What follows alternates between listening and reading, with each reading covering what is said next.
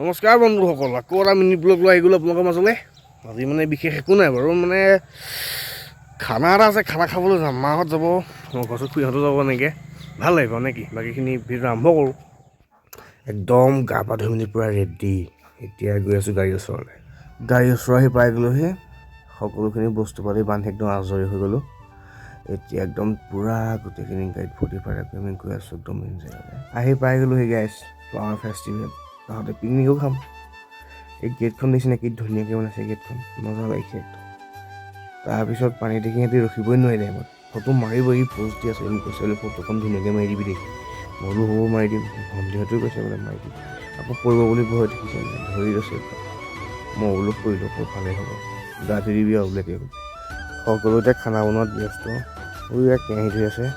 তাৰপিছত আকৌ আমি গুচি গ'লোঁ একদম ইটো পাৰে পানী নামিবৰ কাৰণে। পানী নামি এনেও ভালেই পাওঁ, আৰু ডেক'ৰেশ্যন ধুনীয়া কৰিছে, কিন্তু ক'ব লাগিব দেই।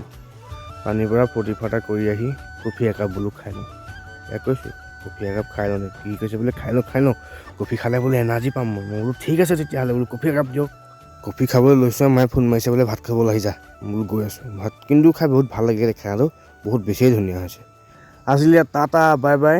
লং ভিডিঅ' ইউটিউবত দিয়া আছে, আপোনালোকে চেক কৰিব পাৰে।